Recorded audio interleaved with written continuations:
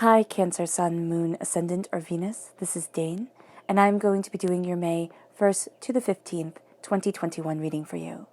Now, I ask if this reading resonates with you. Don't forget to give it a thumbs up, and also to subscribe to my channel.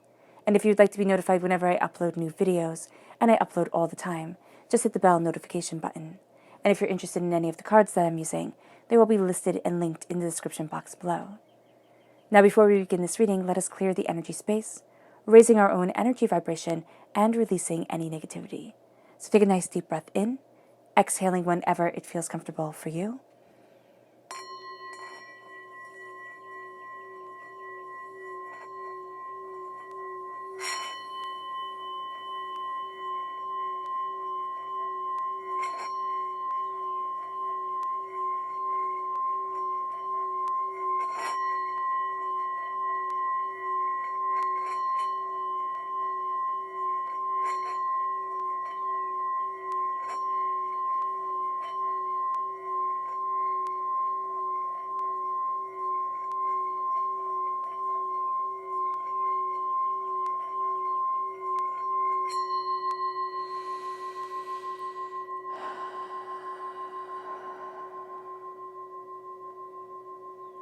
Releasing all negativity from the body like storm clouds. Letting yourself feel calm, centered, and at peace as we enter into this safe and loving space. Let's let the bowls sing as we see what the tarot has to say.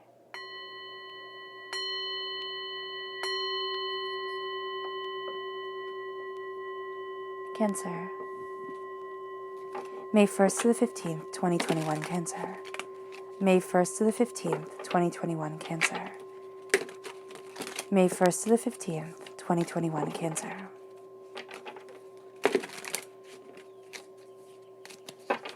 Angels and spirit guides, okay?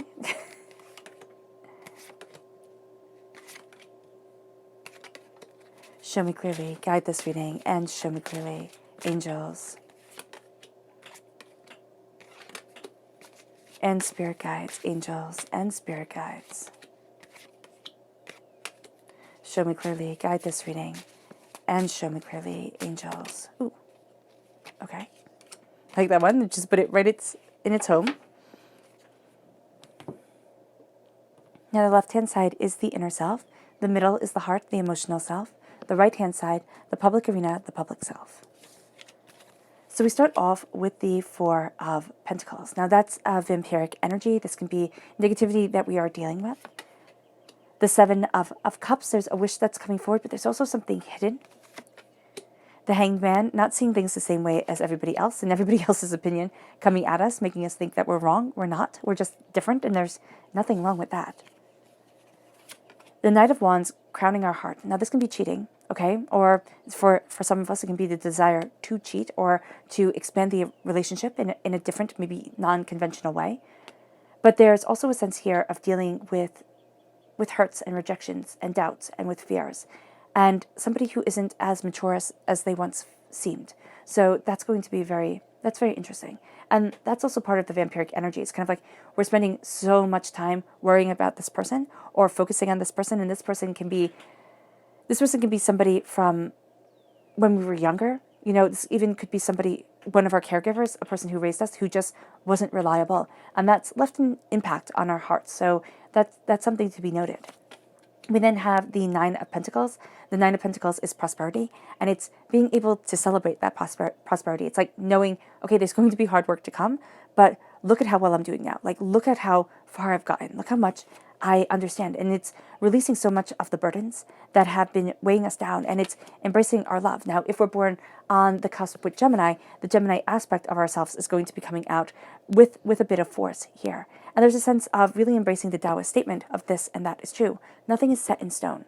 And when it comes to our love and our desire and our way forward, knowing that there's a fluidity here. There's a movement. There's a sense that we can change our minds. We can look at things differently. We don't have to be stuck, trapped. The Five of Wands. In the public arena, this is argument for the sake of argument. So this is something to be very mindful of. This can be that we're dealing with people and we're dealing with situations where we're just dealing with a lot of stress. And with the state of our world, that's very common, right? And so everybody is just a little bit on edge. Everybody's just a little bit stressed out. And that can make for some really intense and really powerful fights. But there's also a sense of love coming in. And it's connecting with our gifts, with our desires, with our prosperity. The Ace of Swords comes forward, and the Ace of Swords is a gift from God, Source, Spirit, however you see the divine, the universe. This is a gift of knowledge and understanding. This is also a gift of, like, the hours put in, like, you know, the 10,000 hours put in to make something a seemingly natural skill, but it was not natural when you started it. The Two of Swords, there's a sense of duality, and this duality is going to play a large part during this time. The sense of, I can move this way, I can move that way, I can do this, I can do that, but thinking I only had these two roads. And at this time, it's like, I'm breaking that convention, I'm breaking that box that I was put into, and I'm saying, there's more here. There's more here than I realized, and there's more here than I knew, and I'm opening up the door to what I need and what I desire and who I am and what I want. And we can think of it as a bit of selfishness. Now, Cancer, we don't like selfishness. That's not something that we are naturally inclined to. Most Cancers aren't. But there is a need for it during this time to look at things and say, all right, how does this connect with the bigger picture of what I want? How does this work with me? And if we find out that we think about ourselves a lot, this is a time where we start stepping out and say, how do we connect with the community? How do we move ourselves forward? Do we have a community? Do we want one?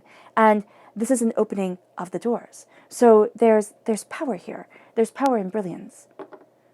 And it moves us to our chakra message. So let's see, Cancer. This is going to be where we have to pay a little bit of attention. All right, we have two, of course.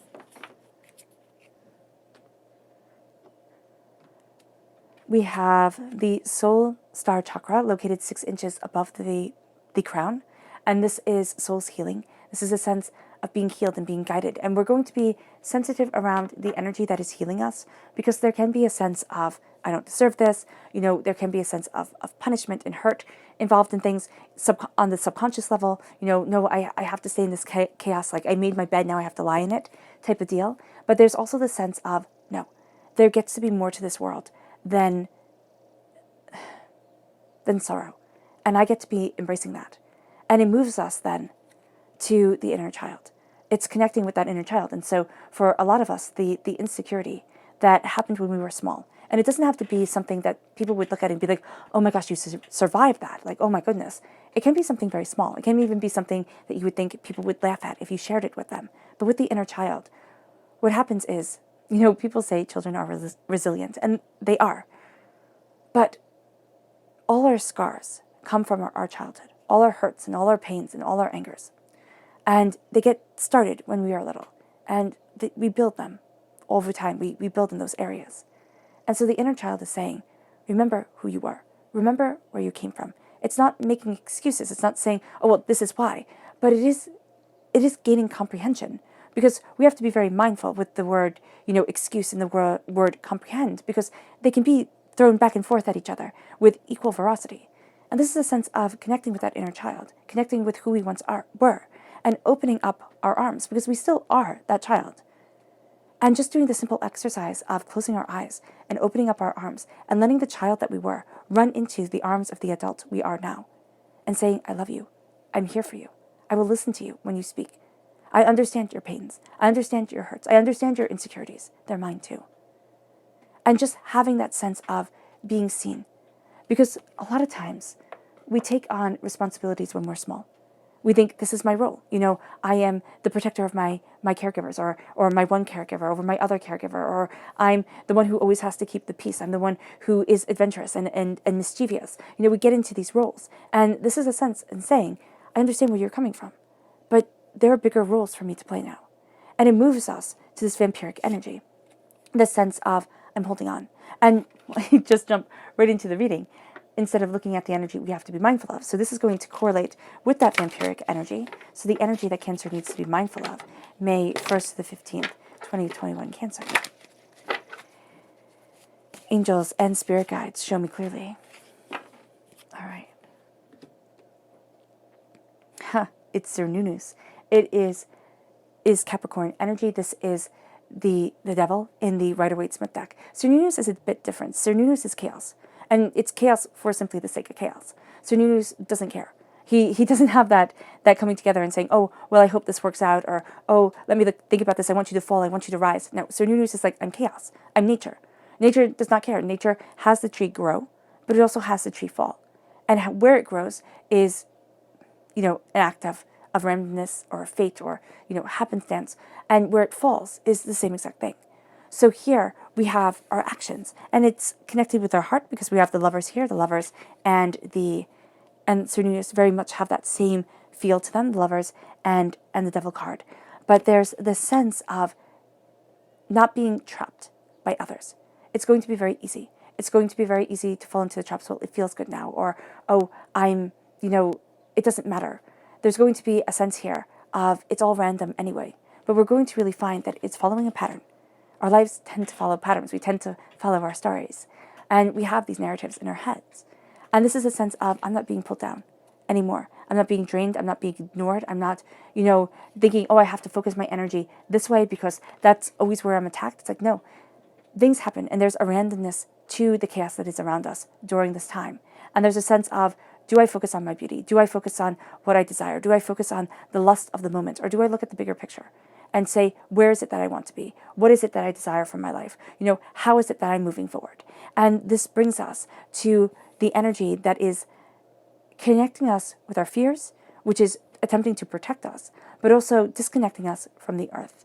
And when we look at this, when we look at our fears and our doubts and our chaos and our hurts and our pains, we can think, this will never end. This will always be the way that I live. And this will always be the hurt that defines me. And this is a sense here of stepping back and saying, why? Why am I repeating this story? And it can be a story that's as old as time in our family line. Our grandparents, our great-grandparents followed this pattern. Our parents followed this pattern. We are following this pattern. And now it's time to say, stop. I'm done. I'm done with being ignored. I'm done with being silent. I'm done with always doing exactly what I think I'm supposed to do. And it moves us to the Seven of Cups. It moves us towards our dreams, but also towards the dream that was hidden from us, towards the power of our understanding that wasn't as clear as it should have been, or wasn't as clear as we wanted it to be. And there's a sense here of there's more being brought to the table than I realized. There's more to me than I thought before. And this is also a sense of taking our dreams out of where they're safe, in the deepest, darkest part of our closet, and bringing them to the forefront of ourselves and saying, all right, how do I incorporate this into my world? I know about failure. We're actually way too accustomed to failure. Why do I assume that I am just going to fail? Why do I assume that there is no beautiful way forward? This is a time where I connect with my heart, and my soul, and my dreams, and my desires, and what I want, and what I need, and what I long for. This is a time to open up to my brilliance, and open up to me. And so here we start to look at what we've hidden away, what we keep from others because it's too sacred to us. But maybe we don't share it right away. Maybe we bring it to the forefront and say, this is something I'm going to be working on. This is the thing that, they laughed at me when I was little and said, oh, the art teacher could have said, oh, you'll never be an artist. And now we're looking at it and saying, why the heck did I listen to that person? If they were such a great artist, they wouldn't have been, teaching 5-year-olds, right? And that's not to insult anybody, but it's to put it in perspective and say, you cannot ruin a person's dream, especially a child's dream. There's a certain amount of meanness to that, to ruin a child's dream and to make them instantly feel worthless. And there's a reason why we need to step away from those voices. And there's a sense of, okay, let me look at the beauty that is inside me and let me be able to express it. Let me be able to create with it. Let me be able to bring it forward. Because it doesn't matter if we're neurosurgeons or if we're, glass blowers. What matters is the passion and the brilliance that we put into things. That's what sets us apart from robots. That's what sets us also apart from other people who are doing this just because they need to do it, and for us who do it because it is a love, it is a passion. And it brings us to the hangman. We don't see things the same way as everybody else. And what's more, we don't want to. The hangman looks at things quite differently. And there's power in that difference. There's power in the sense of it's not the same, it's not going to be the same. Now, we are going to feel instantaneously like we are wrong, as if we should fall into alignment. We should line up in neat, straight rows and be easily categorized and put in our place. And this is a time where we don't want to. Now, we can be sick and tired of lining up in those neat, straight rows and doing what's expected of us. That's very much a feeling here. But there's also a sense of, I want the erotic to come back into my existence. I want the sensual to be part of my life. And this isn't just in sex. This is in every aspect of who we are and what we want. We want the beautiful. We want the lustrous. We want the extreme at times. And this is looking at things and saying, how do I bring the beauty back? How do I connect with nature without falling into chaos? How do I let my nature fall forward or move forward? How do I get to be the holistic me, the person that I want to be, the person that I long to be? And it's definitely not by listening to everybody else. So during this time, we're going to look at what the world says. We're going to look at what, how people say we should be. Excuse me. And we're going to find that's not what we want. That's not who we are. That's not where we stand. So the Nine of Wands is looking at things and saying, look how far I've come. Look how much I've overcome. Look how much I have endured. But look how powerful I am. Look how strong I am. I'm still standing. Where others have fallen apart, where others fall and just kind of tap out of the race, I'm still here. And there's power to that. There's power to that presence. And I'm embracing that powerful, beautiful presence. And I'm moving forward. Now, this can be being a bit reckless with our hearts. But this is also a sense of, I need to move. I need to move forward. I need to look at things differently. I need to open up the doors. I need to, see what I hadn't seen before. This is, again, also being mindful of people who are going to play their games, who are going to try and just kind of like want to have it all, but wind up having nothing. So there's a balance that's needed here. There's a way of understanding. There's a sense, and you can see it with the Ouroboros on his tunic. With the Page of Wands, his Ouroboros has some that are the snake eating its own tail, and some that are open. With the King, they are all closed. They are all the snake eating its own tail, the death, the rebirth, cycle of regeneration, of knowledge, of that turning knowledge into wisdom that moves us forward. Here, there isn't that much wisdom coming in as we move. And sometimes we need to let go of the wisdom and the planning and just to do. It's going to be a cathartic thing. It's like, I just need to experience. I just need to kind of free fall and see what happens. And as we embrace this, as we embrace who we are and what we want and our desires and our needs and our hopes, we start to open up doors. We start to open up greater understandings. We start to see ourselves better. But there's also a sense of not being swept away with something that sounds too good to be true, of someone who has a tendency and means it. When they promise the earth, the moon, and the stars, they mean it. They actually think that they can, provide that, but they can't because they're not complete themselves. And there's going to be this inkling. There's going to be the sense of feeling drained when you're around them. There's going to be the sense of, of needing to find a power source for ourselves that isn't a sense of having to be that eternal caregiver, that eternal, shoulder to lean on. And it moves us then to the Nine of Pentacles. And we have here the repeat of the number 9, which means that we're coming very close to a completion of a cycle within our passion and within our prosperity, but also on the earthly plane. So on the earthly plane, excuse me, we're going to start to see ourselves, getting closer to what we want, also getting fed up with trying to be everything to everyone, trying to juggle everything, trying to be as understood as humanly possible, making things as kind and gentle as possible. Sometimes it just needs to be said. And we just need to say things. We just need to release things. This could be a fantastic time to start to journal, to start to lay down our ideas, lay down what we want, to be able to see it, to get as mad as we want on paper. If we don't want to keep that paper around, we burn it, to be able to express ourselves. And then to be able to see, okay, where do I want to be? How do I want this to change? How do I want me to move forward? I'm just going to get a sip of tea for just a moment.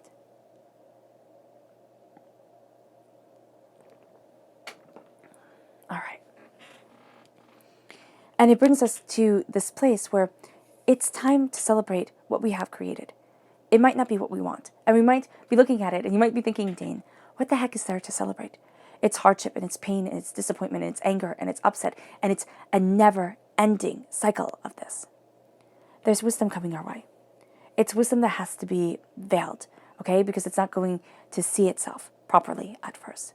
There is a sense here of embracing prosperity, of embracing the growth of what needs to be, but also being able to kind of, I'm just seeing like, lay back in the hammock, lay back, let the breeze wash over you, let the sun soak into you, let yourself express and experience the beauty of the connection, of a job well done, of being in nature, of a quiet, loving moment with just yourself. It doesn't have to be with everybody else. It's not being celebrated. It's being content. And it moves us then in our hearts to this place where we look at everything that we're carrying. Now, it can be for love of money, like, for the sense of, I need to get to a place financially where I am secure, when I am bountiful, where I am, where I need to be. And that's fine. But there are going to be moments of burnout.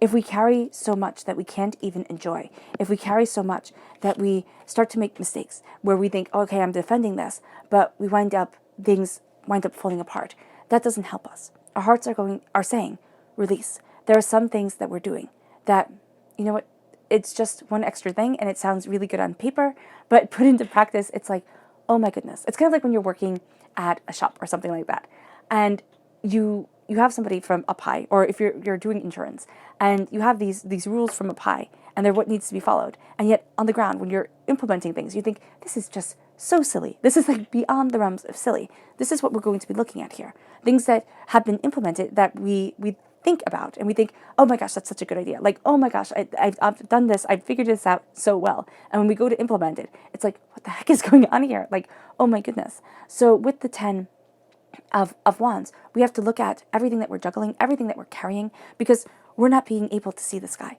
We're not being able to dream and to hope and to look at the bigger things. We're looking at our feet. We're looking at the hurts and the pains and the disappointments and the angers and the upsets and the mud that is turned up, and not the beauty that is around us. So this is going to be very important. It is a very important moment for our hearts to look at our passion, to start to see things differently. It can be even scaling back, or it can be saying, what's important to me? What isn't important to me? What do I want? Who am I carrying? That, they're an adult. They should be carrying themselves. Who am I always caring for, where they need to take up some of the responsibility? So the 10 of Wands comes in, and it's intense, and it's powerful, and it has us looking at things differently. It also has us being able to look at the sky again, to look at the rejoicing aspect of ourselves and what we desire and what we need and what we want. And it leads us to that release, to being able to say, I'm not carrying this. I'm not a workhorse, and I don't get to be a workhorse for my whole entire life. I get to have more. And I'm embracing more. I'm embracing the bounty that is me. I'm embracing the fact that, okay, I know 5 years, work my tush off, then I should be at the place that I want to be. But I need to have moments now where I can relax, where I can take a breath, where I can see that everything that I put in has meaning, merit, and worth, and I'm not just working myself into the ground. That's going to be really important. The heart needs that. The heart needs a bit of a vacation, Cancer. And it has us focusing on what we love. It has us focusing on the fact that, yes, there's duality. There will always be duality. This sense of, I'm going to see things differently than the person standing next to me. The person standing next to me can be my best friend. It could be my lover. It can be,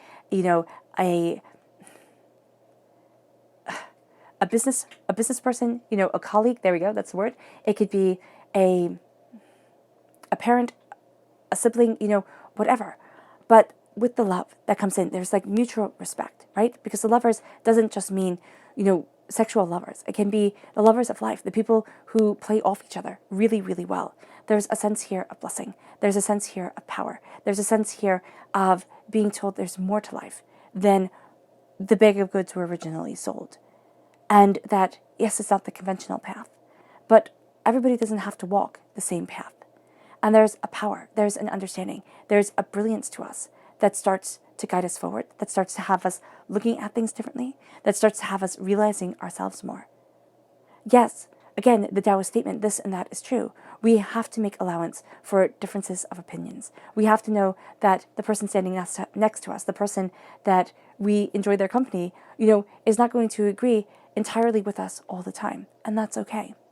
There's a sense here of more opening the door, of prosperity guiding us forward, of beauty being a part of our soul, of falling in love, again, with our partners, with those that we value, that we, that we want in our lives, falling in love with ourselves and our dreams and our hopes and our desires, and knowing that that's okay. Knowing that we will be tempted off our path. Knowing that we will get messages from the most obscure and, seemingly absurd places. But that it starts to wear away at the chaos. The chaos that we're told this is what we're going to be engaging in forever and ever and ever. Life is a battlefield. Keep on battling. You will always be tempted. You will always have to fight those who are trying to take away what is rightfully yours. That's an exhausting way to live. The Five of Wands. Yeah, it's like, oh, I don't want to go through these fights again. That's going to be very much a big part of this. I don't want to go through these fights. I don't want to have these doubts. I don't want to feel overwhelmed all the time. And there's a real sense here of not getting involved in the battles of others. Now that's easier said than done, because here tempers run high and everybody's like at the end of their fuse. So if this is in a home relationship, just know, there's going to be a fight over the stupidest thing, like who left the milk out or something like that, So there's a sense of just building tension, and the thing that we blow up on is not the thing that we need to blow up on. There's a sense also at work, if people are starting to gossip and really like making their camps, do your job. Do your job, do it well, walk away. It might be awkward. It might not, have us progressing at the moment the way that we want to. But not getting involved is going to be the very best thing that we can do for ourselves. There's a sense here of realization through that. There's also a sense of looking at the fights, looking at the arguments, looking at the disagreements and saying, does it matter? Is this a hill I want to die on? Is this something that I believe really firmly in and strongly in right now? Or maybe that's not even it. Is this something that will matter 5 years down the road? And if we can say no, then it's letting it go. But it's also not letting ourselves be walked on. So there's going to need to be this balance. And it's very interesting because we have the Queen of Cups and we have the Nine of Pentacles looking at the Queen of Cups. And there's a sense of love. There's a sense of harmony. There's a sense of beauty. So if we forget our hearts, we will not be as successful in the public arena. And that's going to be, and that's one of the reasons why this arguing is going to be so difficult for us, because we don't want it. We don't want the endless arguing, the endless bickering, the endless chaos. We want to heal.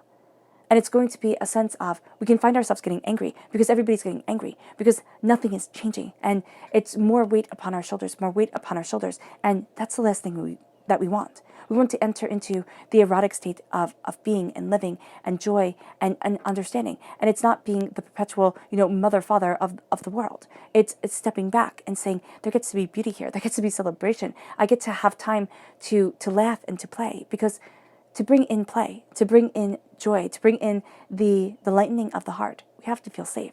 And we can't do that in a constant battlefield. We just can't. So what is needed here is a sense of love, the sense of healing, the sense of greater understanding for who we are and what we want and what we're looking towards, the sense of there's beauty. And with this beauty, there's me. And I get to own my emotions. I get to own what my heart desires. This is also us, Cancer, in the minor arcana. We're represented by the cups in the minor arcana. We're represented by the chariot in the major arcana. This is a sense of us shining through and coming out on top, because the queen is not at the bottom. She just isn't. And so we're not going to want to be seen by everybody. The queens, for me, are much more behind the scenes. And during the times behind the scenes, we get to understand ourselves, but also understand the pieces that we're playing with. Like, the people that are around us and the work that needs to be done. And it brings us to the Ace of Swords. It's when the heart and the mind start to embrace the knowledge together. It's like, I start to know. I'm handed this gift of knowledge and understanding and cutting through the bull and looking at things more honestly, more openly for ourselves, saying, this is what I want and this is what I need and this is what I never want again. And there's a sense here of training, because nobody can pick up a sword and just, well, very few. Okay, there might be some savants, but most people cannot pick up a sword and be able to wield it, be able to take the weapon and know exactly what to do with it. It's cumbersome, it's heavy, it's not a natural fit.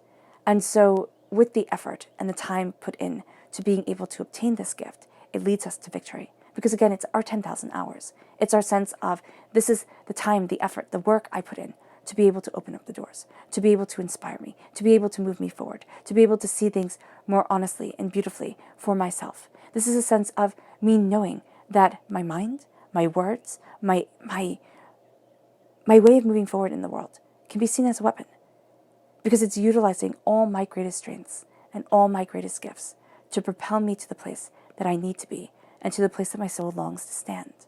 And then it leads us to saying there's more than just two ways.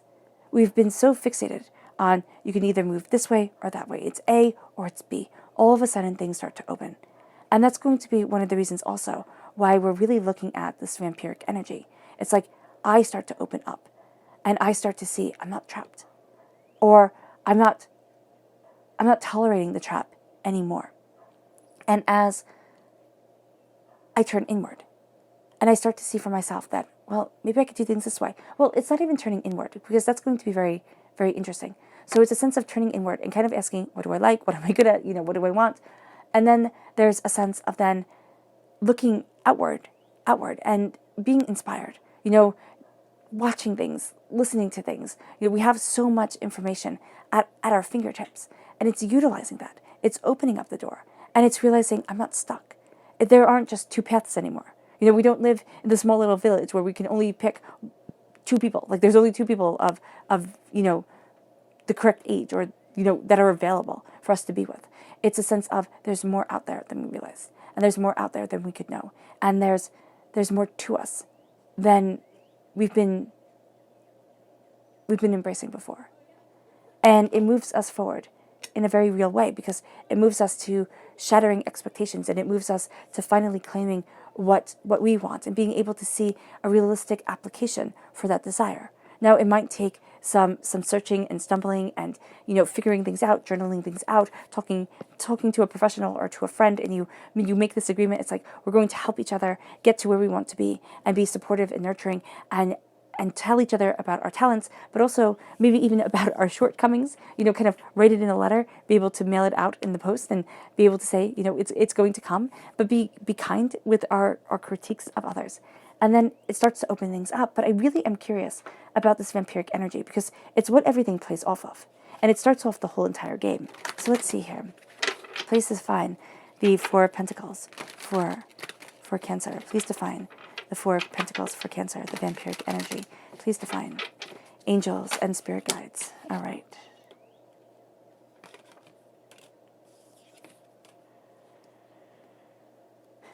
Angels and spirit guides, show me clearly.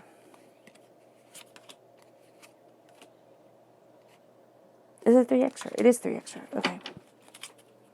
Okay. So it goes like this. We are crowned with the Lovers. Okay, that's very interesting, because the Lovers roots us. So here we are crowned with it, the sense of love, the sense of coming together, of harmony. This vampiric energy comes from somebody that we loved. The Knight of Wands, a cheater, a person we couldn't trust. It doesn't mean that they had to be a cheater at all. It just means that we found out that we couldn't trust them the way that we thought we could. And this is a sense of thinking, well, can I trust? The Ten of Swords, not the same way. Not the same way. Not the way you once did. The Five of Cups, it's looking at the heartbreak and the pain and the disappointment. So for some of us, we've been through a breakup. For others of us, we could have had a parent that we couldn't rely on, or a caregiver that we couldn't rely on. There could also be somebody who was supposed to guide us, somebody who was supposed to help inspire us, that, they just fell short. And we can see that with the Knight of Wands. It's like they just fell short. There's also a sense here of being able to trust in our love and our passion again, because that's something that we've doubted. We're like, well, if I made a mistake once, or if I didn't know how to love and trust, how am I ever going to? And that's where we have the Ten of Swords coming in. It's the dying away of the old self, the rebirth of the new. It's also having a wealth in our backs. Well, here it's in our fronts. It's wealth. The swords, again, no peasant could wield a sword. You could be killed for wielding a sword if you were a peasant. That's why you see pictures of uprisings, and they all have pitchforks and whatever other farm equipment they could have. And it's not because they couldn't get their hands on a sword, or maybe even some of them knew how to make a sword. It's that they weren't allowed to use it. And so here we have a sign of nobility. We have a sign of tremendous wealth. and we have that all buried within us. People scavenger on, and clean up, quote unquote, on battlefields. You take the weapons. You don't leave things for the other person to get. This would not be left in a person. This is a sense of who I once was is not who I am. And it's around the burdens that we have been carrying. It's around the love and the passion that we have. Who we once were, how we once loved, is not how we love now. We might be a little bit cautious. We might be not as naive. We might be a little bit more cynical. There's a sense of maturity which comes with all these words that are maybe not the words that we aspire to, but it's good to embrace. It's like, oh, okay, there's gravitas here. There's weight here. There's knowing. And so we rise. We rise from the person that we were to the person that we are. We rise to a place of power and understanding and commitment to self. And it brings us to not always looking at the hurts and the pains and the disappointments, but holding the Two of Cups, the Minor Arcana Lover's card. This could be what we're juggling. We're juggling the hurts, the pains, the disappointments, the angers, the upsets, the sense of, can I even trust myself? I have what little I have. Do I have to hold on to it? Because I will never, be able to recoup this. There is a sense with the vampiric energy, there is a warning, because what we think is we undersell ourselves. We think this is all I'm worth because we're listening to another person's definition. And it's just like, in that earlier example, the art teacher. It's just like in that sense of, why would you ruin somebody's dreams? Why would you make it be so that you only hold on to your dreams in such a finite way, in such a small, hurtful way? Now it's time to see our dreams become, to see ourselves become, to see ourselves open up. And as we do so, we change our minds, we change our whole entire lives. And that's going to be something that the Four of Pentacles doesn't want us to do at all. It wants us to stay small. It wants us to stay weak. It wants us to stay manipulated, easily manipulated, because we're dealing with so much already. And it brings us to the sense of, well, what is it that I need to change my view on? Like, what is it that I need to release in order to move forward? Angels and spirit guides, show me clearly. Ooh. And it's the Six of Swords. It's the fact that we're taking our knowledge, we're taking our understanding, and we're thinking, I'm going to have to stay put with it. I'm going to have to stay kind of stagnant with it. If I'm not here, then it'll all fall apart. It's like, no, I need to take this knowledge and I need to move forward with it. I need to expand my mind. I need to expand my understanding. I need to embrace my wisdom and my ideas and my talents and my becomings. And I need to do this powerfully for myself. The waters will be rocky, they will be overwhelming. It can feel at times like I'm just diving in and I'll never stop. But there is this sense here of, I need to do this for me. I need to move forward. So changing our minds and changing our lives, there's also that sense of self-sacrificing. Like, I will sacrifice my happiness. I will sacrifice me for the collected we, or for, everybody else. And sometimes we do need to do this. It's the good of the whole, not simply just the good of the one. But that's not all the time. If we're doing that all the time, if we're always putting ourselves last, okay, if we're always forgetting or even forgetting about ourselves, like when you count everything, you always go, oh, I forgot me. Like, well, okay, if you forgot you, if you do that once or twice, that's one thing. But if we constantly forget us, that's the problem. And so here we take our knowledge and we move forward with it. And we know that the journey isn't going to be as smooth as we want it to be. It isn't going to be as healing as we want it to be all the time. But there's a sense of facing a fear that makes it an extraordinary way forward. And I want to see also the Ten of Swords, like the way forward, but also what is it that has beaten us down? Like, what is the lesson here? No, what is the lesson here? That's the best way to learn it. What's the lesson here? What's the knowledge that has been gotten? Yeah, what is the knowledge that has been gotten, that we're moving with, that has changed us? Angels and spirit guides, show us clearly. It's the messenger of fire. It's the king of fire. The knight of fire. The messenger of fire is the knight in the good tarot. And it's like, it's that sense of trust. Not everybody is trustworthy. Not everybody who says the right things actually has the follow through to do it. There is a sense also of, I need to be the defender of my passion, of my desire, of my way forward, of where I want to be in my life. Nobody's going to take these reins but me. And I need to embrace what I desire and what I want and who I am. And it leads us then to our spirit animal message. Oh, goodness. And as I'm piling the stones and everything over these cards, let's see what they had to say, because this was to open up the door here and to see. So we have the Seven of Pentacles, okay, patience.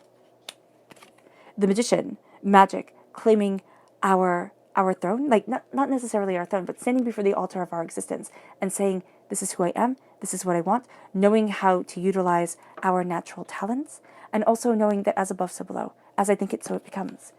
And then we have the Hierophant. The Hierophant is power. The Hierophant is understanding. The Hierophant is the person who opens up the doors and who says, this is me.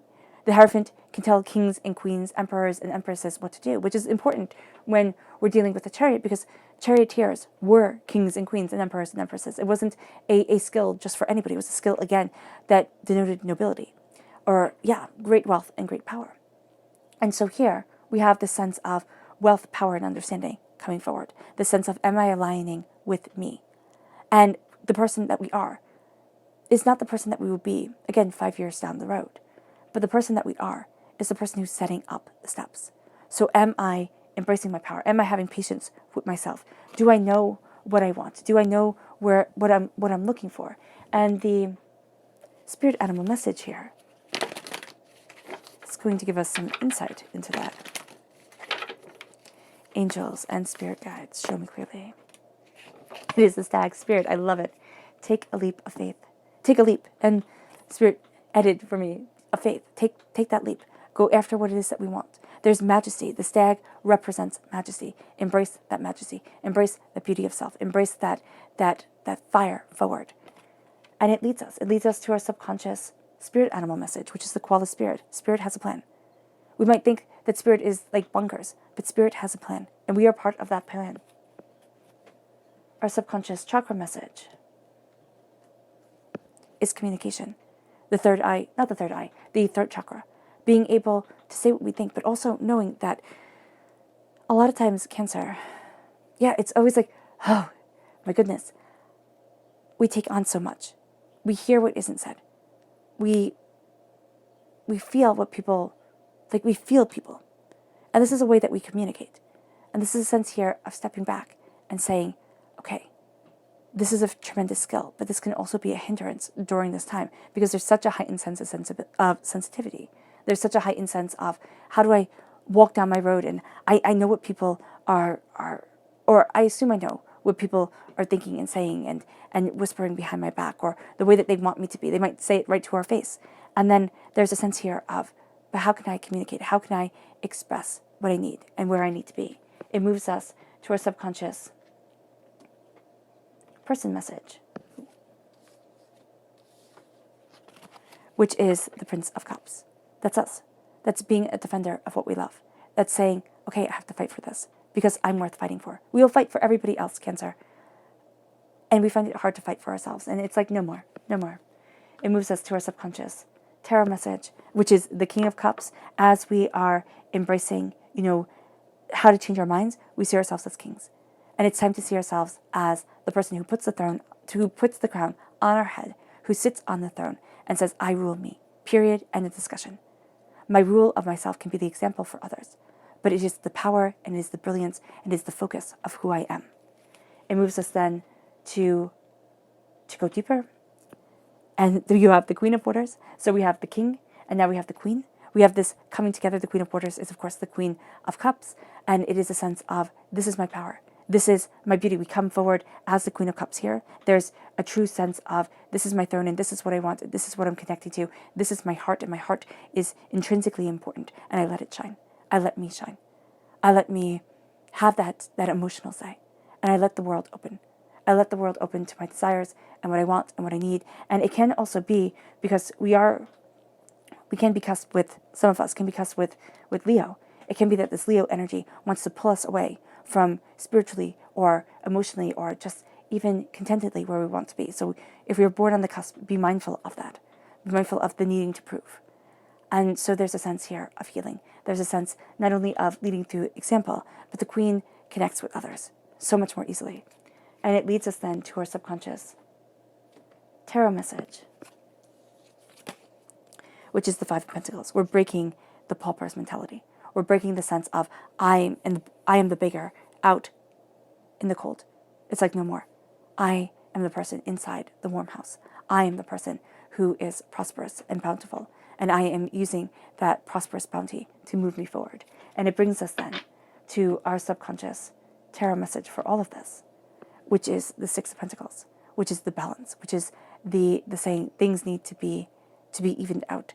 There isn't a balance here. So we need that justice. We need that discernment to come forward. We need to balance it out with ourselves. Say, what do I want? And what do I need? And where am I heading? And why am I heading there? And to be kind to us. And to know that we matter. And not to give ourselves the leftover crumbs. All right, Cancer. I hope this reading has resonated with you. I wish you nothing but light, love, peace, and happiness. May harmony always be with you. I'm sending loving, healing energy to each and every one of you. I love you all, and stay safe. Let's end this reading with a meditation, a clearing away of negative energy, a raising of our positive energy as we focus on our hearts and our love and our souls, as we let ourselves be the tremendously powerful people that we were born to be. So take a nice deep breath in, exhaling whenever it feels comfortable for you.